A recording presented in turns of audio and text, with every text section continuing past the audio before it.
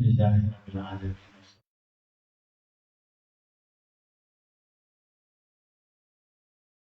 اللهم صل على سيدنا محمد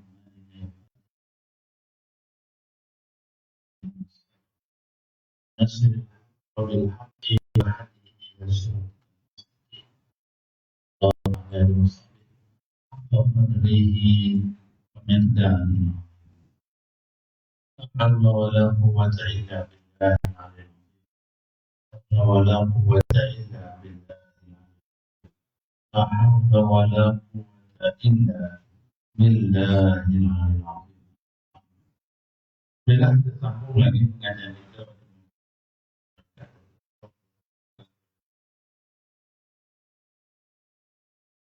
sebab 30 meluruskan pemahaman tentang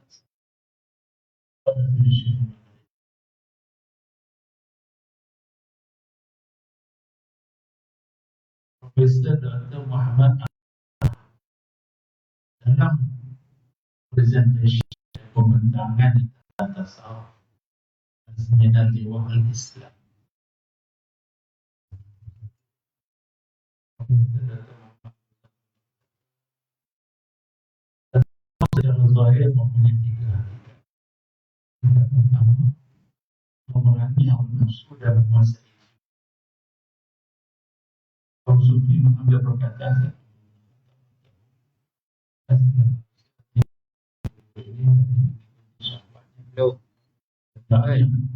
karena dia menyenangkan dan membahayakan. Artinya manusia menyenanginya akan tetapi bukan yang jauh. kita tahu profesor Ni dia itu memerangi hawa nafsu dan US. dan tadi Bila betul kita nak faham.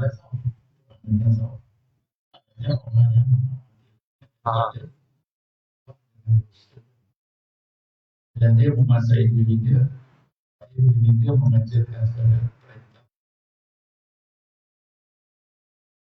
Dan dia jaga kehendak di syahwat di mana kehendak. Ini menjaga. Jadi dia kawal kehendak dia supaya saya nama kita boleh jaga diri kita daripada merbahaya. Kita suka akibat. Dah kata sebelum ni.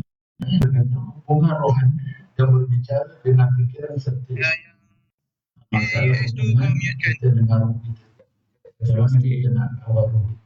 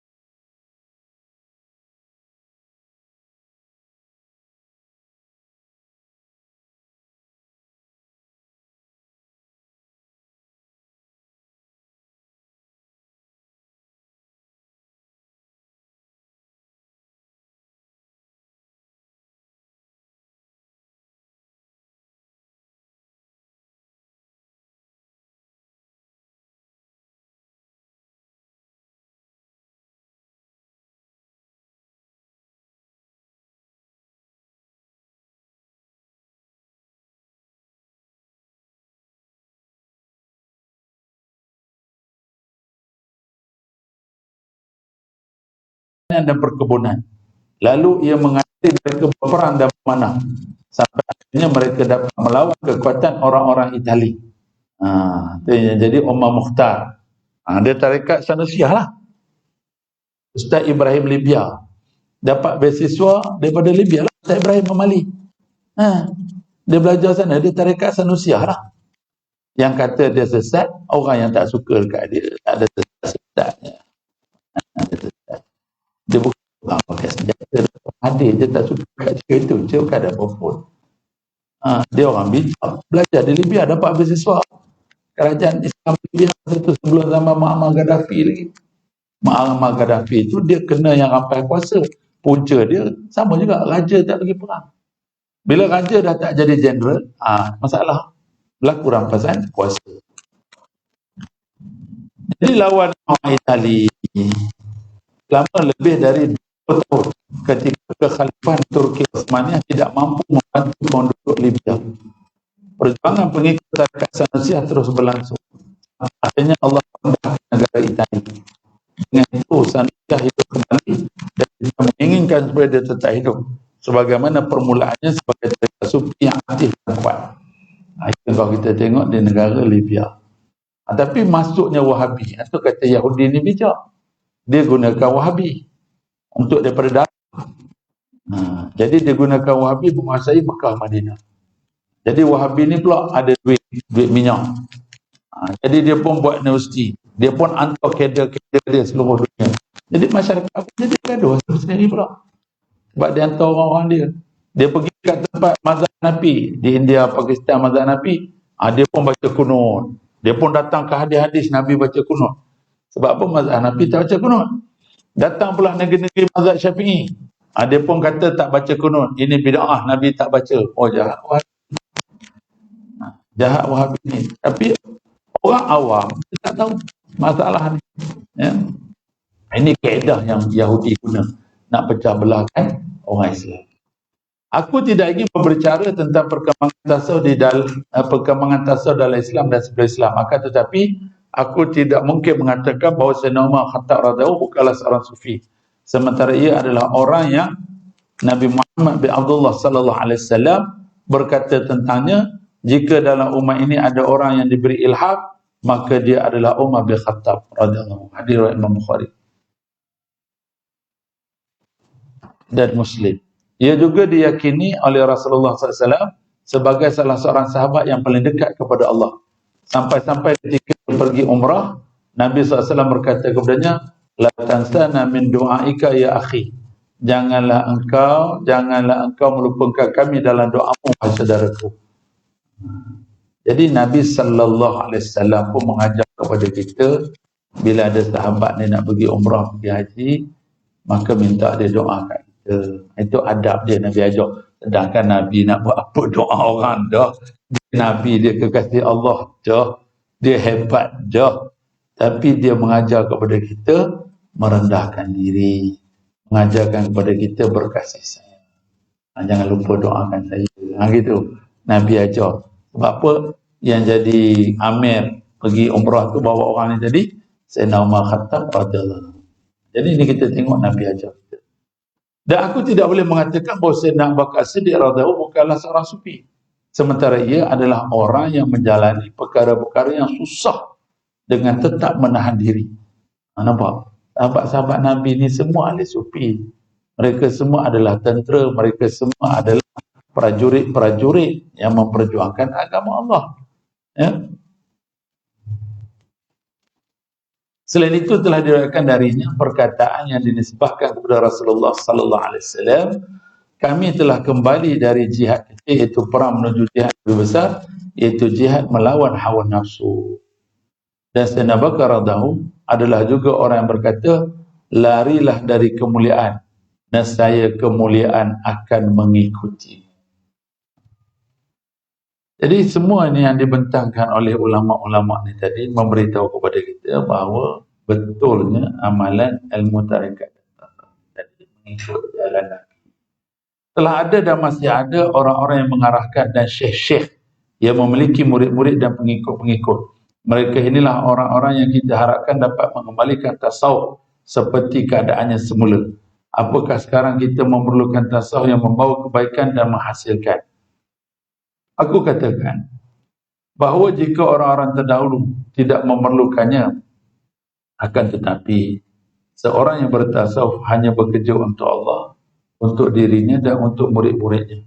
Maka pada zaman kita sekarang ini, kita sangat memerlukan orang yang bertasawuf, yang berbuat dengan peraturan tasawuf yang hakiki. Yang demikian itu kerana para pemuda kita telah digoda oleh hawa nafsu dan hati mereka telah dikuasai oleh hawa nafsu. Itu cerita tahun 1960. Nampak tak? Habis kalau sekarang ni dah berapa puluh tahun. Dah berapa puluh tahun dah. Lagi dahsyat lah. Kalau anak-anak muda kita lagi teruk. Orang mana ada datang majlis dah budak-budak. Kanak-kanak tak datang. Tak kira COVID ke tak COVID ke, mana ada orang datang. Sebab apa? Jadi jiwa tu dah kosong. Jiwa dah penuh dengan hiburan, main game. Sana sini anak cucu main game. Bapak-bapak pun main game, tok-tok pun main game. Jadi, tunggu masa nak mati je lah. Tak ada lah. Semua sibuk dengan hiburan. Jadi lebih lagi lah zaman kita ni memerlukan pengamalan ilmu tasawuf yang suci. Sebab nak buang kekotoran dalam jiwa ni susah. Panggung wayang merupakan penggoda paling utama. Cerita tahun 60-an ada panggung wayang. Zaman dulu panggung wayang lah. Dan ni semua rumah ada panggung wayang. Semua rumah ada panggung wayang. Semua televisyen besar-besar. Tapi nak kata apa? Nah, televisyen semua besar-besar. Semua rumah ada panggung wayang. Semua rumah bela syaitan. Syaitan bulan bayar pula kan syaitan tu. Nama dia Astro. Ada 2-3 ekor syaitan. Satu lagi namanya Wi-Fi. Satu lagi seekor nama Astro. 2 ekor syaitan ni bela dalam rumah. Innalillahi wa inna ilaihi raji'un.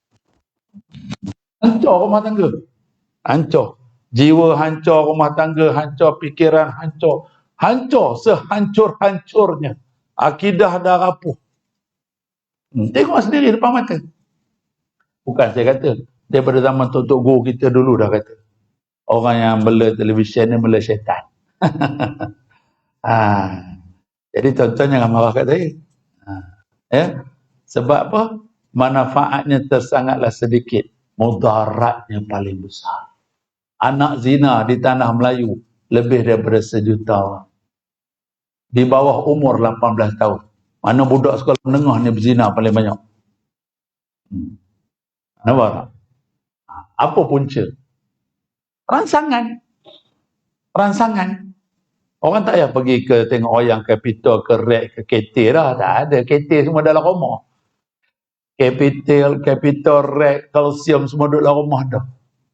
Dulu kan nak tengok cerita Bobby, kena pergi ke Kuala Lumpur, ke Kelang dah. Tengok wayang. Sekarang tak payah yuk. Awak langgan je setan, namanya Astro. Salah. Nampak tak? Nak buang macam mana? Cuba tuan-tuan khabar saya. Nak buang macam mana? Kita nak kata benda tu manfaat. Orang dah kaji untuk kita dah. Manfaatnya sedikit. Mudaratnya yang besar. Apakah kita anti teknologi? Tak, kita kan anti teknologi. Saya pakai iPad, tuan-tuan tak pakai. Saya lagi canggih pada tuan-tuan. Kalau kata saya anti teknologi, saya lagi advance. Jadi sebenarnya apa? Kita anti kemungkaran. Bukan masalah teknologi. Masalah kemungkaran. Masalah maksiat. Itu je, bukan ada apa-apa. Habis masa tengok filem Korea, filem Hindustan. Habis masa. Anak cucu main game. Habis masa. Tengok blue film, YouTube, TikTok. Semua iblis. Tu. Nampak tak? Payah tak benda ni? Nak buat macam ni? Ada soalan? Ya, ada soalan? Kan tak ada soalan. Awak duduk lama dah. Bukit Naga tak jadi-jadi naga lagi. Kita tukarlah nama Bukit Ular. Dah semua tak mau jadi naga. Jadi ular je dah. Takut bini, takut COVID, takut miskin, takut beranak. Macam-macam takut. Jadi naga mana ada penakut? Naga ni keluar api mulut dia. Dah. Ada soalan? Habis pengurusi? Ha? Hmm.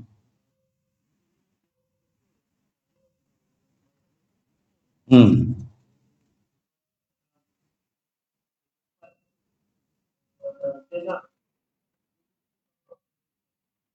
Tak boleh. Sebab apa? Apa saja ilmu tasawuf ke fiqh ke tajwid ke nahwu ke saraf kena ada tok guru. Dia kena ada tok guru nak ajar dia macam mana. Macam kita hafal matan jurmiyah al-kalamu wal zumra kabut. Siapa nak cerita ke kita benda ni? Hafal boleh hafal. Kita bukannya orang Arab. Nah, kita baca Quran. Kalau otak kita geliga, kuat ingatan, sekejap je kita hafal. 6 bulan dah boleh hafal.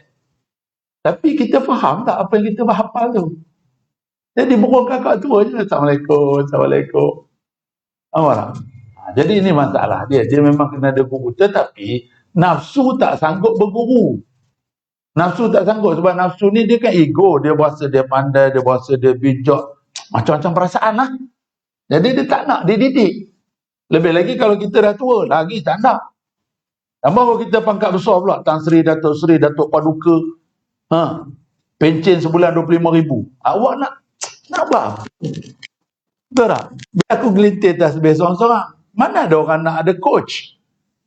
Sebab dia pangkat besar dah. Duit juta-juta. Hanya orang yang tawaduk dia boleh jadi kekasih Allah.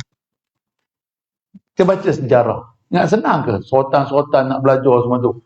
Sebab mereka tawaduk. Jenis yang tak tawaduk apa jadi? Tapi semua masak belakang. Dia tengok Sultan Selangor, Sultan Alauddin Sulaiman, bapa Sultan Syamuddin. Dia merintah 50 tahun. Selangor ni. Semua ulama tasawuf dia buat datang. Banyak tempat suluk, banyak tempat beramal. Dia pun pakai jubah serobat. Dia pun menulis kitab. Elok ada tak ada apa pun. Amarah. Jadi cuba kita tengok Sultan memimpin tak beramai. Mana tak mau jadi. Sebab nak beramai ni kena tawaduk. Kena merendahkan diri. Itu orang tak sanggup. Orang nak cari tok guru yang ikut nafsu dia. Faham tak? Tok guru yang sesuai dengan jiwa dia. Dia nak ikut lah. Jadi kalau tok guru yang melarang kehendak nafsu dia. Tok guru ni keras sangat lah. Tok guru ni pula. Tok guru ni lembut sangat lah. Tok guru ni pula. Aku tak faham lah dia cakap apa. Mari tok guru ni pula. Tok guru ni takut bini lah. Mari tok guru pula. Tok guru ni kaki kahwin cerai lah. Mari tok guru ni pula. Tok guru ni korporat. Mari tok guru ni pula. Semua tok guru tak betul. Dia nak belajar dengan Nabi Muhammad SAW. Dia tak boleh belajar sebab dia Lahabism. Dia geng Abu Lahab. Dia tak boleh belajar dengan Nabi. Bulan terbelah. Sihir. Awak nak kata macam mana? Jadi tasawuf ni mesti kena masuk sekolah dia. Baru boleh faham. Yang kita belajar ni saya gambar daripada awal dulu lagi. Ini teori. Supaya tuan-tuan tak beramal pun tapi jangan benci. Tak beramal, itu tuan-tuan punya hal. Sebab ini masalah beramal ni kita dengan Allah Ta'ala. Cuma siapa nak upgrade diri dia, dia kena beramal lah. Dia kena semayang banyak, kena zikir banyak, kena kosyokkan diri, kena buang sifat jahat. Jadi ikut suka. Dia kan ada banyak jalan nak dekat dengan Allah Subhanahu Ta'ala ni. Jadi kalau kita rasa jalan baca Quran banyak, boleh dekat dengan Allah Ta'ala, go ahead, jangan go start. Kalau kita rasa semayang tahajud banyak, boleh dekat dengan Allah Ta'ala, go ahead, jangan go start. Amarah. Try lah. Try semua cara, tengok apa akan berlaku. Tapi semua cara tersebut mesti kena ada mursyid juga, kena ada guru juga. Tidak masuk hantu. Masuk hantu. Berapa banyak masjid di Selangor ni duitnya dirompak oleh AJK. Tanya Hafiz. Tanya siapa pun haji di pengurusi hantu, tu haji. Tanya. Duit masjid siapa rompak? Semua AJK. Bukannya jemaah. Jemaah tak tahu betul. Betul tak Imam? Jemaah tak tahu duit masjid banyak mana. AJK yang rompak. AJK semua Tok Lebay, Tok Haji, Tok Ustaz, Tok Syekh. Apa dia tak ada iman? Ya ada. Tapi dia penyamun serban. Jadi kita nak kata apa? Punca tak bertasawuf. Kalau dia bertasawuf, takkan dia samun. Cina datang ke masjid. Cina supply aircon ni. Jadi masjid minta audit lah berapa. Oh, Cina kata gua sudah kasih diskaun tu 40,000. Semua terkejut. Cina bagi diskaun 20,000 dah. Ini rumah semayang punya. Orang mau kasih gua punya berniaga dah maju. Nampak? Siapa makan duit masjid 20,000 tadi? AJK ya. Kongsi seorang 5,000. Dan ini bukan cerita dongeng. Kita duduk di Selangor ni lama dah. Ini kisah benar. Jadi bila tak bertasawuf, dia akan jadi. Walaupun semayang tunggal-tunggik, dai hitam lah. Dia buharang sama, jadi hitam dai. Semayang, woi baca Quran, kalah Ismail Hashim, makan duit masjid. Jadi bila tak bertasawuf ni, segalanya mungkin. Jadi bukan masalah dia sebab apa benda ni nak buang. Dalam hati ni bukan senang, susah.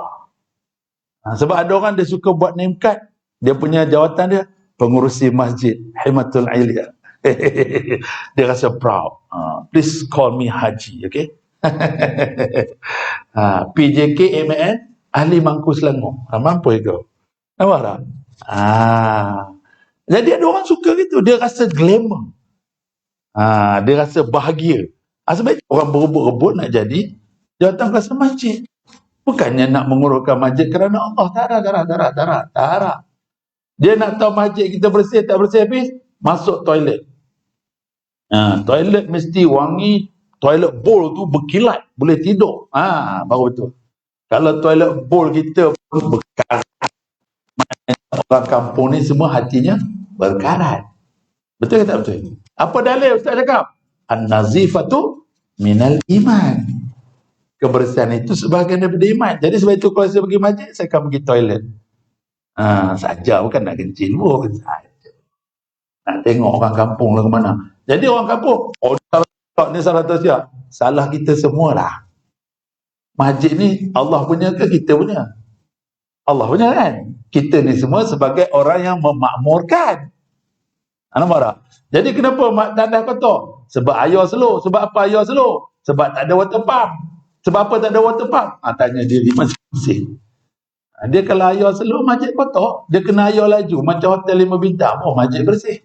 Senang nak cuci tu. Susah benda ni. Ni susah benda ni. Sebab itu saya kata, sebenarnya dia patah balik pada jiwa kita. Kalau kita sayang pada Allah Ta'ala, kita pun sayang rumah Allah.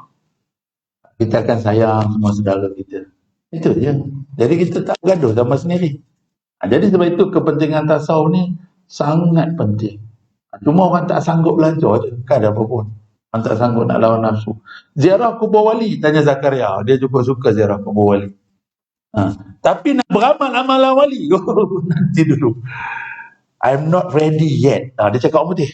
I'm not ready yet. Tapi kalau ziarah kubur wali, Zakaria and the gang is the best example for us. Nampak tak? Nak beramal amalan wali, nanti dulu. Takat nak pakai janggut. Semua orang boleh pakai janggut. Syaitan janggut lagi panjang.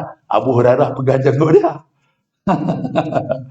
Dia bukan soal janggut, bukan soal serban. Yahudi pakai kerudung pun macam saya juga. Kristiannya. Kat Mesir tak? Kipti kan? Pakai serban tu. Pakai jubah hitam, baca ketubah. Salib tu dekat Delhi. Apa nak kata? Dia bukan soal pakaian, tuan-tuan. Hati kita. Susah benda di tasawuf ni. Sebab nak membersihkan hati. Saya nak ajar tuan-tuan pun saya malu. Saya pun nak kena bersihkan hati saya lebih lagi. Lagi susah. Jadi ustaz lagi susah. Lebih baik baru nak start. Orang tahu dia baru nak start. Kita jadi ustaz ni kan senang lah. Mana? Salah cakap sikit, orang komen. Kita tengok ada satu Wahabi suka komen semua orang. Habis semua ustaz dia komen. Saya ingat dia komen saya aja. Habis semua satu dunia. Dia aja betul. Kacau tu. Nampak tak? Jadi sebab itu kalau kita tengok nak beramal tasawuf ni tak mudah tuan-tuan. Susah. Jadi kalau kita nak dekat dengan Allah Ta'ala, inilah jalan paling pantas. Ini jalan paling pantas. Itulah cerita dia. Jadi benda ni susah. Dia kata sinema merupakan penggoda yang paling utama, televisyen. Begitu juga hanya dengan majalah-majalah yang tidak mendidik, serta siaran-siaran wifi, internet yang dipenuhi dengan hiburan dan permainan. Nampak? Ini kenyataan. Saya tengok budak-budak dah bawa iPad, dah bawa gadget, kesian. Cikgu tanya saya, PDPR. Tak payahlah cikgu. Anak saya tak ada PDPR pun belajar international. Sebab apa? Negatifnya sangat besar. Tak terkawal. Lebih lagi kalau orang biasa, dia sibuk, bini dia pun sibuk. Mana dia sempat kawal anak dia? Tak sempat. Jadi nak buat macam mana? Ulanglah. Budak bodoh, sekolah lah dekat mana pun dia akan bodoh juga. Budak cerdik, duduk rumah pun dia cerdik juga. Sama macam budak jahat. Budak jahat, bodoh tak mana pun dia jadi jahat. Budak baik, duduk lanjir pun dia jadi terimam.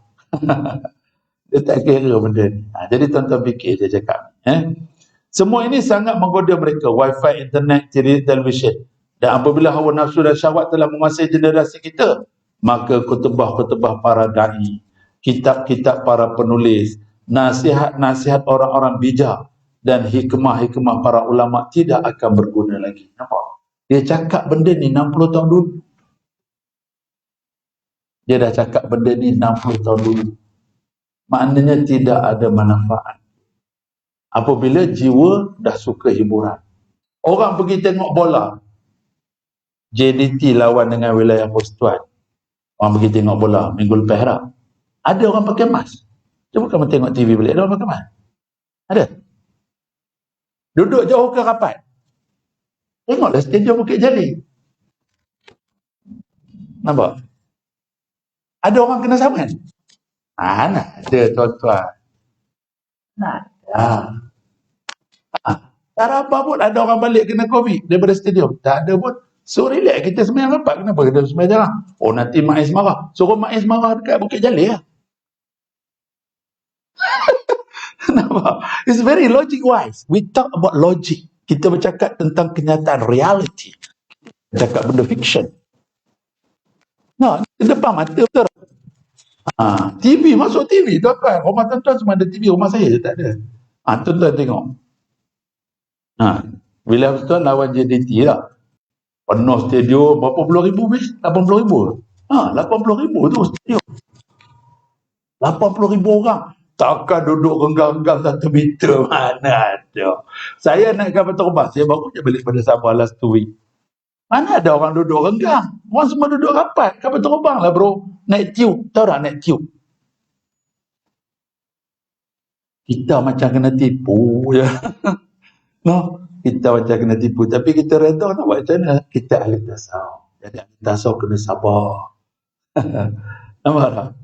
Jadi ini penyakit. Dan semua dia kata, semua sarana petunjuk tidak akan menghasilkan apa-apa apabila jiwa itu dipenuhi dengan hiburan. Nasihatlah apa pun. Bini takkan dengar. Sebab kawan dia banyak kat Facebook, betul? Kawan sekolah rendah, kawan sekolah menengah, kawan dekat college, kawan hoja. Bini kawan tak dengan kita? Dia tak nak kawan dah. Betul ke tak betul? It's very true. Tuan-tuan nak cakap apa? Ini benda semua kenyataan. Jadi macam mana nak elak benda ni? Susah. Susah benda ni. Memang susah. Jadi cobaan besar kepada suami-suami, bapa-bapa dan tok nenek. Ini cobaan untuk kita paling besar sebab kita hidup akhir zaman. Jadi siapa memperjuangkan kebenaran, dia akan dapat 100 pahala syahid. Susah benda ni. Tak percaya tuan-tuan ambil lah smartphone bini. Kau balik lagi, kau ambil smartphone bini kau. Malam ni dia pergi beli. Kau tengok. Bini kau power tak power. Betul tak betul? Betul tak terima? Bini kalau hilang smartphone tu teroyok. Hilang gelang boleh beli lagi. Hilang smartphone teroyok. Kau jangan main-main. Jadi kau ingat senang nak kontrol zaman ni? Susah. Jadi benda ni memang berat. Dia bukan masalah teknologi. Jiwa yang kosong daripada mencintai Allah. Jadi dia akan cinta dunia dan dia akan takut mati. Nabi dah sebut al-wahad. Penyakit orang akhir zaman apa? Al-wahad. Cinta dunia, takut mati. Itu punca dia. Nampak tak? Kalau kita Bukit Naga ni dah jadi naga, masjid kita dah lama. Orang Bukit Naga bukan miskin. Cucu orang kaya-kaya. Cutuknya kaya lah. Cucu pun tumpang berkat lah. Cucu orang kaya-kaya. Kalau tiap-tiap bulan semua orang donate seorang 10,000. Berapa ramai pemenang residen Bukit Naga ni? Betul tak? Tiap-tiap bulan seorang 10,000 je. Setahun dah berapa juta. Tak usah pelik banyak-banyak. Setiap lelaki mesti bagi tiap-tiap bulan 10,000. Orang kaya-kaya di Bukit Naga. Yang dah jadi naga lah. Kalau masih ulur kapak, ulur lidi, janganlah. Jangan minta duit dengan dia. Dia ulur lidi. Saya rasa settle dah masalah kita. Settle dah. Kita buat parking bertingkat. Underground parking. Kita canggihnya masjid. Sebab kita orang tua. Semua ada lift. Lift ada 3. Nampak tak? Sebab kita orang tua. Jadi apa masalah? Jadi sebenarnya tuan-tuan, kita dah kena penyakit yang Nabi sebut, Al-Wahad. Umat Islam di akhir zaman ramai, tetapi seperti buih di laut, tidak ada kualiti.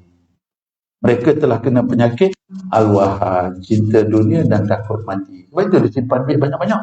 Sebab dia nak buat masuk dalam Honda. Waliyahzubillah, minta Allah lindung.